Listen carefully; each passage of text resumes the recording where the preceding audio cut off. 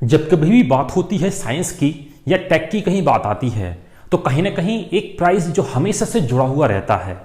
कहीं आपने देखा सुना पढ़ा भी होगा, पिछले लेक्चर से मैंने आपको बताई भी है, Nobel prize.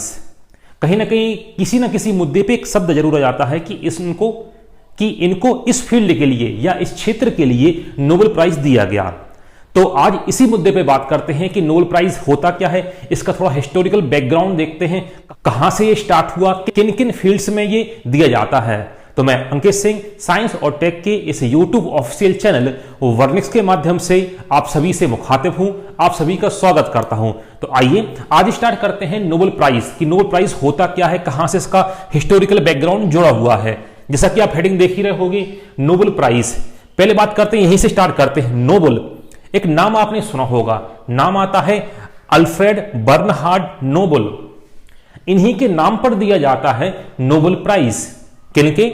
Alfred Bernhard Nobel. यहां मैंने हिंदी में भी लिखा है अल्फ्रेड बर्नहार्ड नोबेल। अब इनके नाम पे क्यों दिया जाता है, छोटी सी कहानी है जिसको मैं डिस्कस करता हूं आपके सामने। अल्फ्रेड बर्नहार्ड नोबेल की बात करते हैं। इनका जन्म हुआ था 1833 को। यह हुआ कहां था? स्वीडन की कैपिटल स्टॉकहोम। स्वीडन की कैपिटल स्टॉकहोम में इनका जन्म हुआ था। अब ये पेशे से क्या थे? इनका बाय प्रोफेशन ये थे chemical engineer. Alfred Bernhard Nobel ये थे स्वीडिश केमिकल इंजीनियर, क्योंकि स्वीडन में ही इनका जन्म हुआ था। तो ये पेशे से थे क्या? Chemical engineer. इन्होंने काम क्या किया? इन्होंने इन्वेंट किया, इन्होंने बनाया। किसको? नाम आपने सुना होगा, डायनामाइट। एक्सप्लोसिव होता है, विस्फोटक होता है। 1867 में इन्होंने डायनामाइट को इन्वेंट किया। किसने? अल्फ्रेड बर्नहार्ड नोबेल ने डायनामाइट को बना दिया 1867 में। इन्होंने डायनामाइट को बनाया था, तो इनका बनाने का एम या उद्देश्य ये था कि इसका यूज हो, कंस्ट्रक्टिव यूज हो, सकारात्मक चीजों के लिए इसका उपयोग किया जाए। डिस्ट्रक्टिव यूज के ये बिल्कुल पक्ष में नहीं थे, नकारात्मक उपयोग के बिल्कुल ये पक्ष में नहीं थे। जब इन्होंने इसको इन्वेंट किया 1867 में, तो इन्होंने क्या किया? इसको पेटेंट कराया था।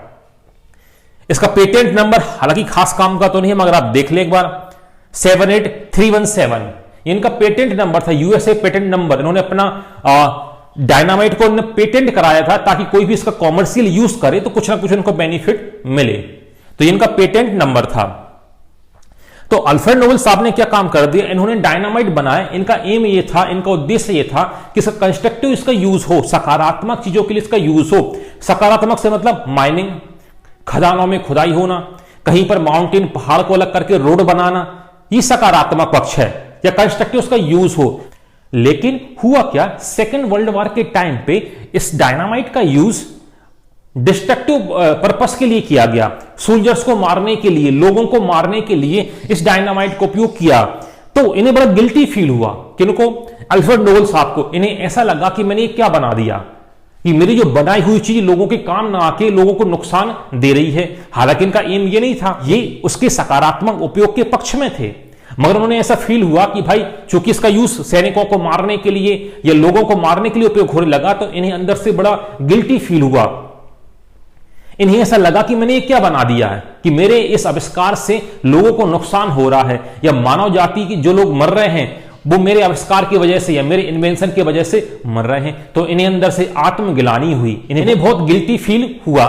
इनके मरने के बाद जब इनकी वसीयत पड़ी गई, अल्फ्रेड बर्नहार्ड नोबेल ने जितना भी पैसा कमाया था इसको पेटेंट करा के, डायनामाइट को पेटेंट करा के, उन्होंने बोला कि जो मेरा पैसा जमा हुआ है, इन्होंने वसीयत में लिखा था, वो क्या किया जाए? पूरी पृथ्वी पर कोई भी व्यक्ति हो, चाहे वो वैज्ञानिक भी हो सकता है, आम आदमी भी वो हो सकता है, तो उन्होंने ये बोला कि जो पूरी पृथ्वी पर सबसे अच्छा काम करे इन क्षेत्रों में, उन्होंने क्षेत्र बताए। यहां पर जरूरी नहीं है कि वो नागरिक स्वीडन का ही हो, पूरी पृथ्वी से कहीं भी कोई भी नागरिक वो हो सकता है। तो इन्होंने ये बताया कि जो 5 फील्ड मैं बता रहा हूं, इस फील्ड के लिए इन्हें मेरे नाम से एक अवार्ड दिया जाए। इस अवार्ड का उन्होंने नाम क्या रखा? Nobel prize. तो यहां पे आप देखें, वसीयत में जब इन्होंने बताया था तो 5 फील्ड इन्होंने बताई थी। कौन कौन सी? Physics, chemistry, medical science, peace और लिटरेचर। फिजिक्स हिंदी में इसको बोलते भौतिकी, केमिस्ट्री इसको बोलते रसायन विज्ञान, मेडिकल साइंस इसको बोलते चिकित्सा विज्ञान, पीस शांति, लिटरेचर साहित्य।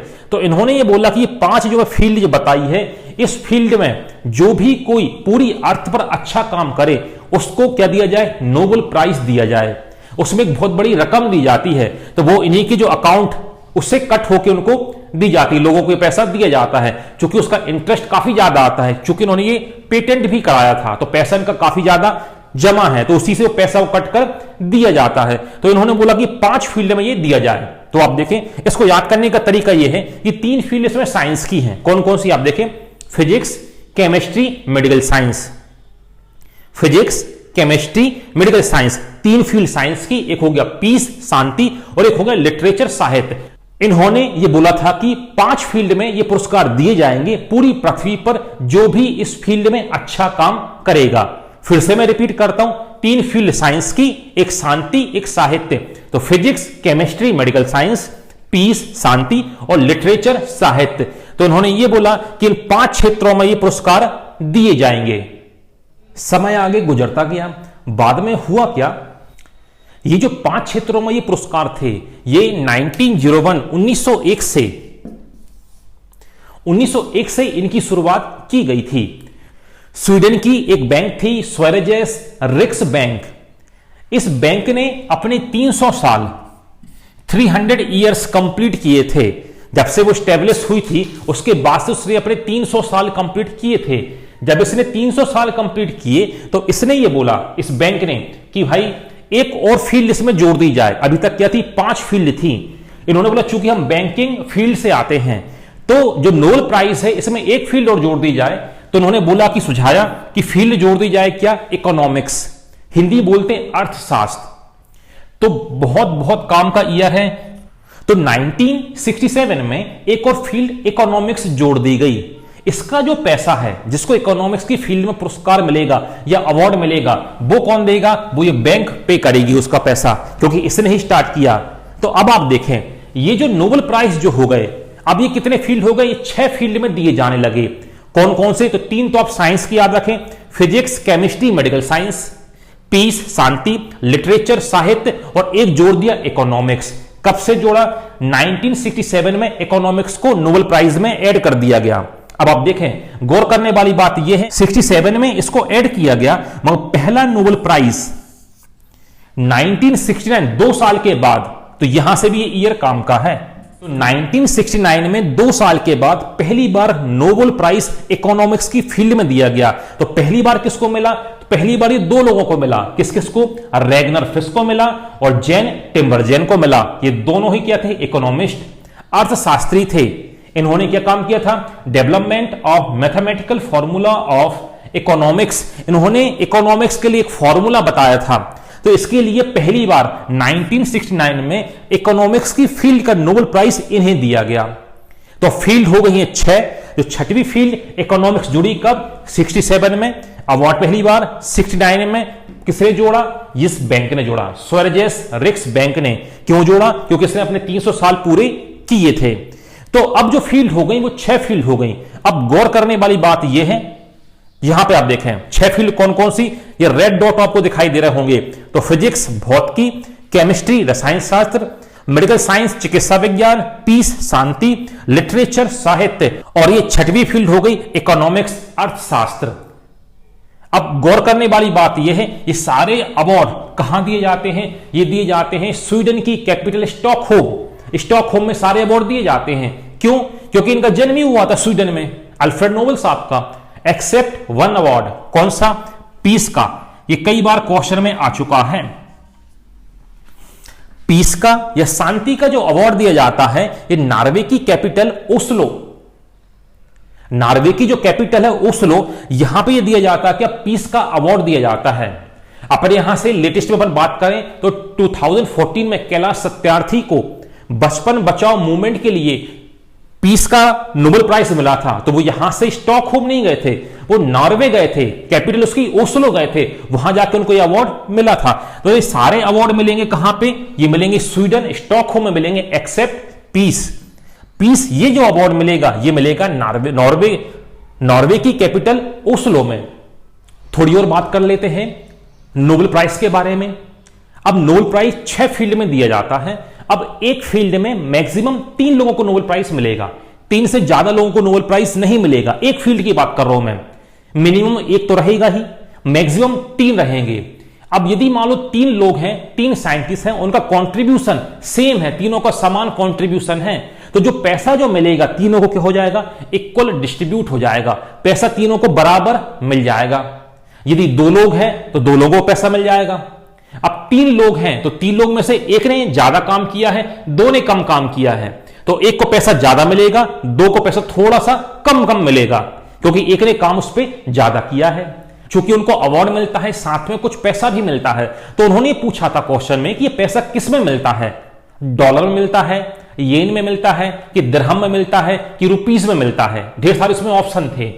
तो आप याद रखें, स्वीडन की जो करेंसी है वो है क्रोनर, तो ये पैसा दिया जाता है वो क्रोनर में दिया जाता है, फिर बाद में कन्वर्ट हो जाता है जहां जहां जो जिस कंट्री का जो जहां का है, तो ये पैसा दिया जाता है क्रोनर में। तो आप ये याद रखना क्रोनर। चूंकि आज अपन बात कर रहे हैं नोबेल प्राइज की, तो बहुत प्रीसियस अवार्ड है ये पूरी पृथ्वी का सबसे बड़ा अवार्ड है, बड़ा सम्मान है। अपने आप में मिलना एक बहुत बड़े गर्व की बात हो जाती है कि नोबेल प्राइज मिला है। तो अब इसकी थोड़ी हिस्ट्री की अपन बात करते हैं, नोबेल प्राइज की बात करते हैं। तो नोबेल प्राइज जो है कई लोगों को मिला है, हां, मगर ऐसे 4 लोग हैं जिन्हें अपनी पूरी लाइफ स्पान में, पूरे जीवन काल में 2 बार नोबेल प्राइज मिला है। अब आप सोचें, आप इतना बड़ा देश इंडिया, मुश्किल से 10-11 ही नोबेल प्राइज होंगे, और कुछ ऐसे लोग भी हैं जिन्हें अपनी लाइफ स्पान में, जिन्हें अपने पूरे जीवन काल में 2 बार नोबेल प्राइज मिला है। तो यहां से क्वेश्चन वो कर लेता है, किनको 2 बार नोबेल प्राइज मिला, किस किस फील्ड में मिला, किस किस ईयर में मिला, यहां तक भी क्वेश्चन आ चुके हैं। तो आइए इन्हीं को पहले अपन देखते हैं और याद करने की कोशिश करते हैं। जैसा कि आप बोर्ड पे देख पा रहे होंगे, आपने नाम सुना भी होगा, किनका, मैडम क्यूरी, नाम सुना होगा। मैडम क्यूरी को 2 बार नोबेल प्राइज मिला है। कब कब मिला है, एक मिला है 1903 में मिला है फिजिक्स की फील्ड में, और एक मिला है 1911 में केमिस्ट्री की फील्ड में मिला है।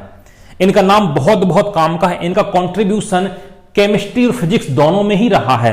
तो एक बार क्वेश्चन आ गया है कि मैडम क्यूरी को पहली बार नोबेल किस फील्ड में मिला है, तो आप याद रखना 3 में मिला है फिजिक्स में और 11 में मिला है केमिस्ट्री में। जो मैडम क्यूरी हैं केमिस्ट्री के लिहाज से भी बहुत ज्यादा महत्वपूर्ण है। जब मैं आपको पढ़ाऊंगा रेडियो एक्टिविटी में 2 नेम आते हैं, एक आता है आयरन क्यूरी का और एक आता है जूलियट। जो आयरन क्यूरी जो हैं वो मैडम क्यूरी की बेटी हैं। मैडम क्यूरी की बेटी का नाम है आयरन क्यूरी और इनके दामाद का नाम है जूलियट। तो मैडम क्यूरी की बेटी हो गई आयरन क्यूरी, और जूलियट, इन दोनों को भी नोबेल प्राइज मिला है। किस फील्ड में, केमिस्ट्री की फील्ड में। इन्होंने आर्टिफिशियल रेडियो एक्टिविटी के ऊपर काम किया था। तो आप देखें, मैडम क्यूरी को नोबेल प्राइज मिला, इनके हस्बैंड को भी नोबेल प्राइज मिला मैडम क्यूरी के, इनकी बेटी आयरन क्यूरी को नोबेल प्राइज मिला, इनके दामाद जूलियट, इनको भी नोबेल प्राइज मिला।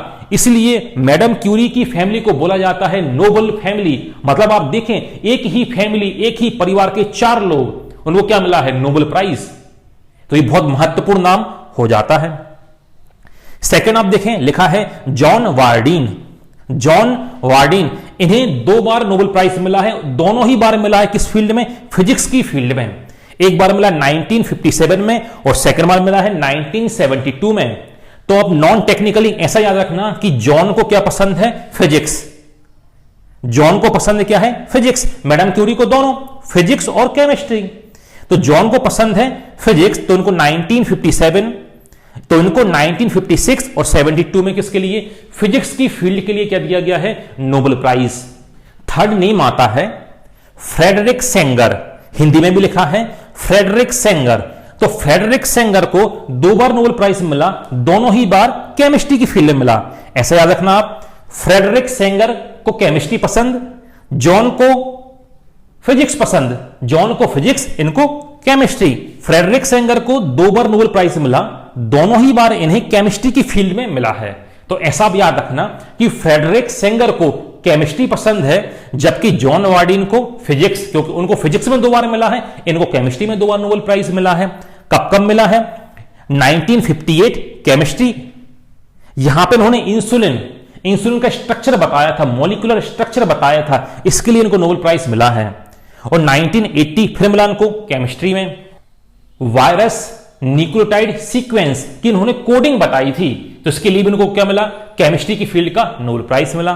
तो फ्रेडरिक सेंगर को 2 बार नोबेल प्राइज मिला, दोनों ही केमिस्ट्री की फील्ड में मिला, 58 में और 80 में, एक इंसुलिन के लिए और वायरस न्यूक्लियोटाइड सीक्वेंस के लिए। फोर्थ आप देखें, लाइनस पाउलिंग, या हिंदी में कुछ लोग बोलते हैं लीनस पाउलिंग।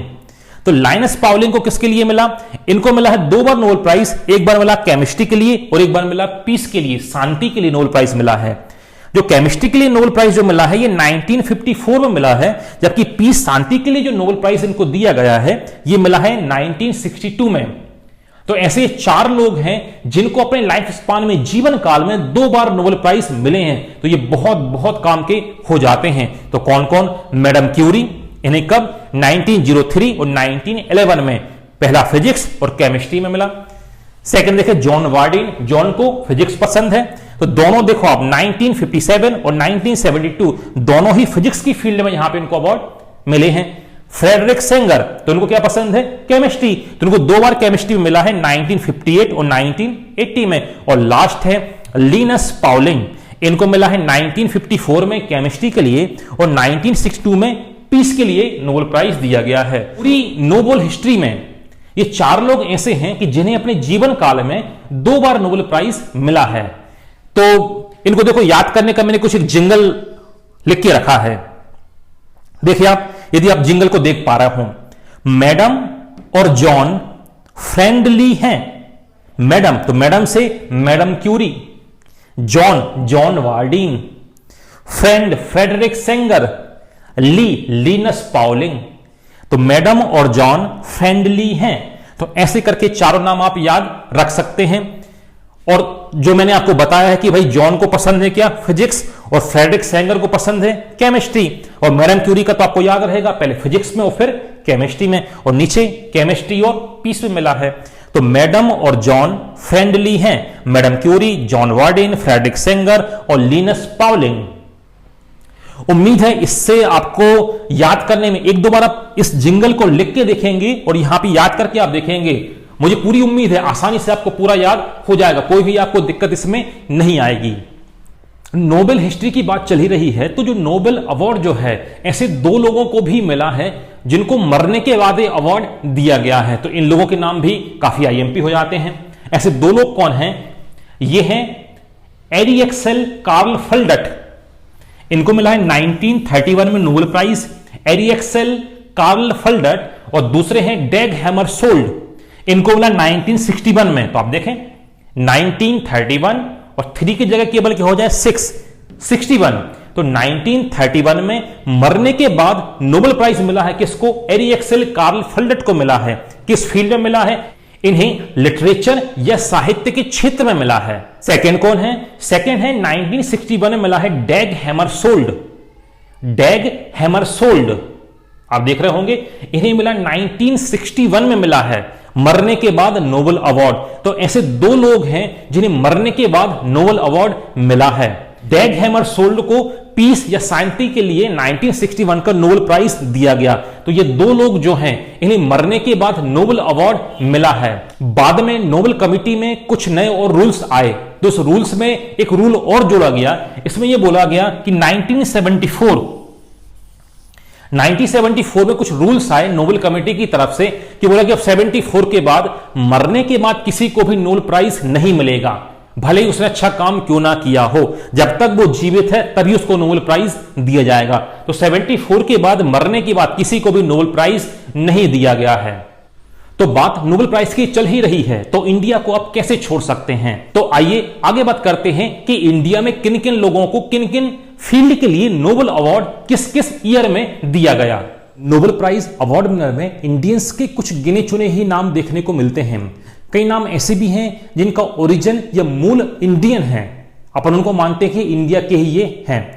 जैसा कि आप बोर्ड की तरफ देख पा रहे होंगे, कुछ 10-11 मैंने नाम पीछे लिखे हैं। ये वो लोग हैं जिन्हें भारत में नोबेल प्राइज मिला गया है।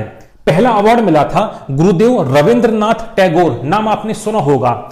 गुरुदेव रविंद्रनाथ टैगोर को 1913 में पहली बार मिला था, लिटरेचर साहित्य की फील्ड में दिया गया था, नोबेल अवार्ड मिला था। ये अवार्ड उन्होंने एक रचना लिखी थी, इसका नाम था गीतांजलि। इस गीतांजलि के लिए उन्हें लिटरेचर का 1913 का नोबेल प्राइज दिया गया।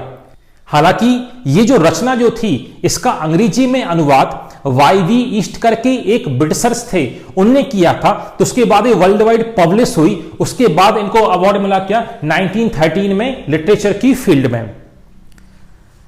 सेकंड नाम आप देखें, नाम आपने सुना होगा sir CV Raman. Sir CV Raman को फिजिक्स की फील्ड में नोबेल अवार्ड दिया गया था। इन्होंने रमन इफेक्ट के बारे में बताया था। तो 1930 में 1930 में रमन प्रभाव के लिए यह अवार्ड यहां पर दिया गया। अब यहां पे कुछ Raman effect, artificial gene, Chandrashekhar limit, कुछ ऐसे शब्द आएंगे, इनको मैं फिजिक्स में आपको समझा पाऊंगा। अभी मैं यहां पे समझाऊंगा तो उतना अच्छा समझ में नहीं आएगा, क्योंकि जब वो टॉपिक अपन वहां पे स्टार्ट करेंगे फिजिक्स में तो वहां पे आपको स्मूथली समझ में आएगा। तो सेकंड मिला था CV Raman. Sir CV Raman को दिया गया था 1930 में फिजिक्स की फील्ड के लिए। चंद्रशेखर फिजिक्स की फील्ड के लिए रमन प्रभाव या रमन इफेक्ट के लिए यह अवार्ड उनको दिया गया था। आगे बात करते हैं हरगोबिंद खुराना। हरगोबिंद खुराना को मेडिकल साइंस की फील्ड में 1968 में यह अवार्ड दिया गया। इन्होंने क्या काम किया था? इन्होंने आर्टिफिशियल जीन को सिंथेसिस करके बताया था, या कृत्रिम जीन का उन्होंने संश्लेषण किया था।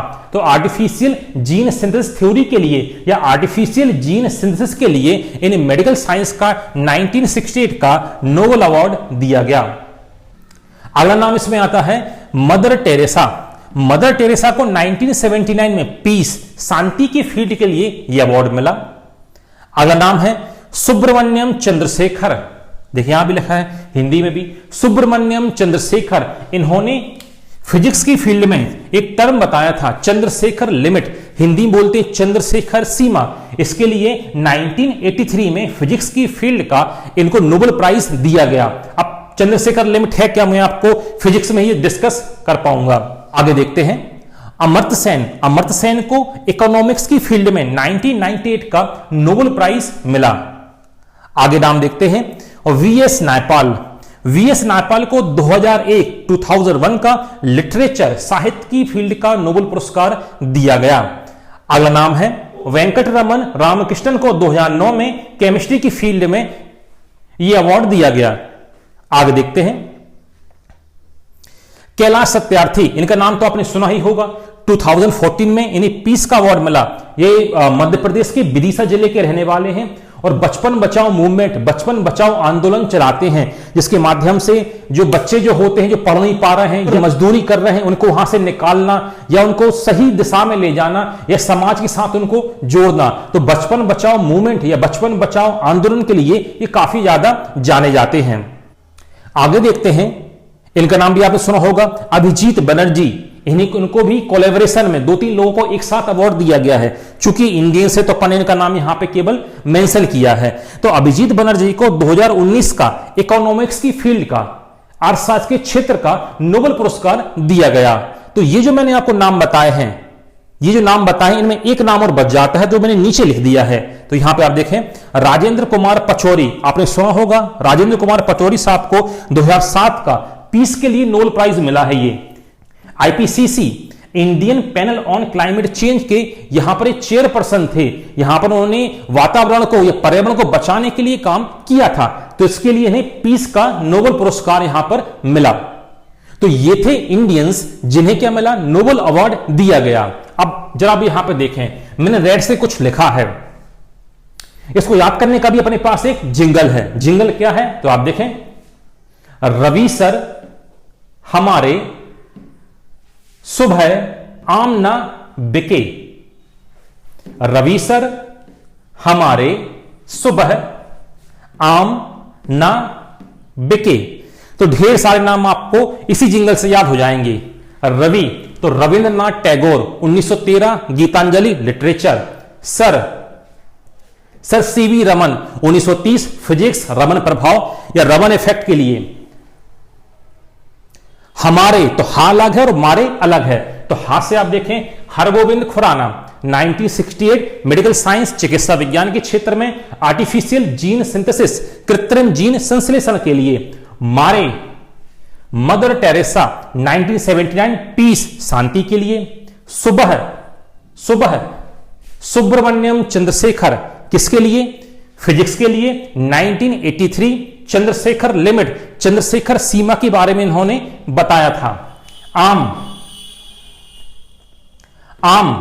अमर्त्य सेन इकोनॉमिक्स 1998 ना, तो ना में वीएस के जगह यहां पे नायपाल का है क्या? ना, तो वीएस नायपाल, इन्हें लिटरेचर साहित्य की फील्ड में 2001 का नोबेल अवार्ड दिया गया। बेके तो बासे वेंकट रमन राधाकृष्णन 2009 केमिस्ट्री राइबोसोम के उन्होंने फिजियोलॉजी को बताया था। के मतलब कैलाश सत्यार्थी, ये तो आपको याद रहेगा। 14 में पीस के लिए, और लेटेस्ट का तो आपको याद ही होगा अभिजीत बनर्जी 19 में, और एक नाम मैंने अलग से नीचे लिखा है क्योंकि कहीं भी ट्रिक में फिट नहीं हो रहा था, तो राजेंद्र कुमार पचौरी कहां के लिए? 2007 में पीस के लिए आईपीसीसी के क्या थे? आईपीसीसी के क्या थे? ये चेयरपर्सन थे। तो ये जो ट्रिक भी है ईयर के अकॉर्डिंग ही है, बढ़ते क्रम में आप देखते जाएं 13, 30, 68, 79, तो उसी ऑर्डर में ट्रिक भी ये बनाई गई है।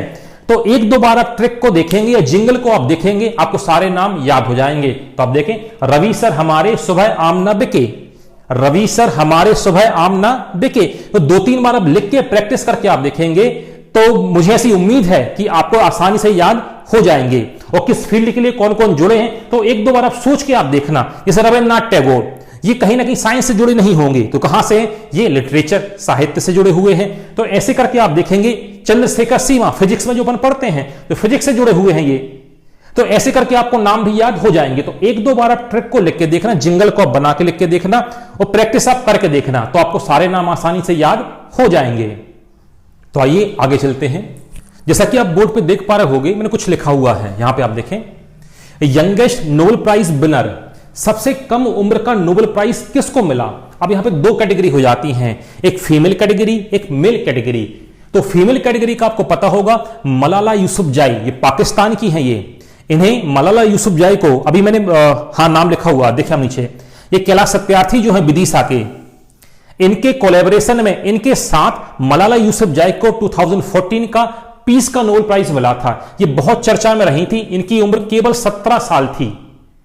इस 17 साल की एज में इनको क्या मिल गया? Nobel prize. किसकी फील्ड में? पीस की फील्ड में। यदि मैं बात करूं मेल कैटेगरी की बात करूं, तो मेल कैटेगरी में नाम आता है लॉरेंस ब्रैग।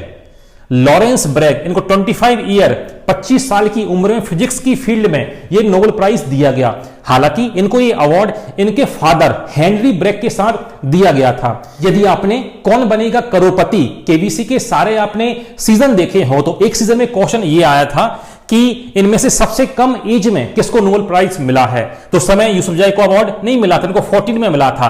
तो करेक्ट आंसर क्या था? Lawrence Bragg. इनको इनके फादर के साथ, फादर का नेम था हेनरी ब्रैग, दोनों ने फिजिक्स की फील्ड में काम किया था। तो इनको 25 वर्ष में और इनको 17 साल में नोबेल अवार्ड दिया गया।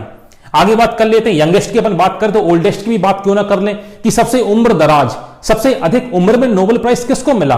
तो पहले बहुत सारे नाम ऐड हुए थे, धीरे धीरे कट कट के लेटेस्ट में नाम आ गया है जॉन बी गुडेनफ का।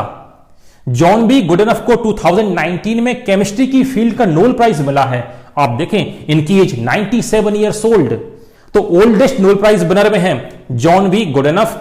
2019 केमिस्ट्री की फील्ड में इनको यह अवार्ड दिया गया। ऐसे कुछ लोग तो नहीं, ऐसे कुछ सोसाइटी हैं जिनको 3 बार नोबेल प्राइज मिला है। किनको? इसमें नाम आता है रेड क्रॉस। नाम आपने सुना होगा ये रेड क्रॉस। रेड क्रॉस क्या है? ये एक सोसाइटी है। ये काम क्या करती है? कहीं भी नेचुरल क्लाइमेटिस हो जाए, प्राकृतिक आपदा जाए, दो कंट्री के बीच में वॉर हो रहा है, तो ये क्या काम करती है? ये सोसाइटी लोगों को मदद पहुंचाती है, चाहे उनको फर्स्ट एड हो, चाहे मेडिकल एड हो, ये सब उनको मदद पहुंचाने काम कौन करती है? Red cross society. ये रेड क्रॉस सोसाइटी के फाउंडर कौन है? ये फाउंडर है हेनरी ड्यूरेंट। आपने नाम सुना होगा हेनरी ड्यूरेंट। हेनरी ड्यूरेंट क्या है? रेड क्रॉस सोसाइटी के फाउंडर हैं। तो हेनरी ड्यूरेंट का जो बर्थडे है, ये बर्थडे कब पड़ता है? हेनरी ड्यूरेंट का बर्थडे पड़ता है 8th ऑफ मई, 8 मई को। इसलिए हर साल 8 मई को क्या मनाया जाता है? World red cross day. तो तो यहां से भी क्वेश्चन बन गया है, हेनरी ड्यूनेंट से भी क्वेश्चन बन गया है, और रेड क्रॉस सोसाइटी से भी क्वेश्चन बन गया है। तो इस रेड क्रॉस सोसाइटी को 3 बार पीस के लिए, शांति के लिए नोबेल अवार्ड दिया गया। कब कब दिया गया? 1917, 44 और 63 में। तो 3 बार इसको क्या मिला है? नोबेल अवार्ड मिला है। एकमात्र सोसाइटी है या एकमात्र पर्सन भी आप बोल सकते हो जिनको कितनी बार? 3 बार नोबेल अवार्ड दिया गया है। कौन बनेगा करोड़पति में? यहां से भी क्वेश्चन आ गया था कि किसको 3 बार नोबेल अवार्ड मिला है। तो करेक्ट आंसर क्या था उसमें? Red cross society. अब चूंकि इसको अपन देख रहे हैं, थोड़ा और देख लेते हैं। रेड क्रॉस सोसाइटी, इसका हेडक्वार्टर है जेनेवा, स्विट्जरलैंड में। तो यह भी क्वेश्चन यहां से एग्जामिनर ने पूछ लिया है। तो रेड क्रॉस सोसाइटी, फाउंडर कौन है? Henry Dunant. 3 बार नोबेल अवार्ड, हेडक्वार्टर कहां पे? जेनेवा में। हेनरी ड्यूनेंट का बर्थडे कब? 8th ऑफ मई, इसलिए 8th ऑफ मई को अपन क्या मनाते हैं? World red cross day. तो ये थी नोबेल अवार्ड के बारे में कुछ जानकारी। अब मैंने आपको बेसिक से लेके कहां से स्टार्ट हुआ, किन किन फील्ड में दिया जाता है, कब कब किस किस को दिया गया, तो बहुत सारी मैंने चीजें आपको हिस्टोरिकल बैकग्राउंड सारा का सारा कवर किया है। अब जिस समय आप एग्जाम दें, जिस साल आप एग्जाम दें, कोई भी एग्जाम में बोल रहा हूं, स्टेट लेवल, स्टेट पीएससी, उसके लोअर एग्जाम, या यूपीएससी, जब भी आप एग्जाम दें तो हर साल 10th ऑफ दिसंबर, 10 दिसंबर उसकी घोषणा वो करते हैं, अनाउंसमेंट होता है कि किसको नोबेल प्राइज मिलेगा। तो जिस बार आप एग्जाम दें उस करंट का आप जरूर देख के जाएं। उस सीजन में यदि आगे का नहीं मिला है तो पीछे का जरूर आप देख के जाएं कि नोबेल प्राइज विनर कौन कौन है, किस किस फील्ड में यहां से उनको अवार्ड ये दिया गया है। क्योंकि इनके नाम थोड़े से टिपिकल होते हैं तो एग्जामिनर यहां से क्वेश्चन जरूर करता है कि इनको कब तो नहीं पूछेगा, किस फील्ड के लिए दिया गया है। तो थोड़ा सा इस पर आप ध्यान रखें, हर साल यहां से क्वेश्चन देखने को आपको मिलेगा।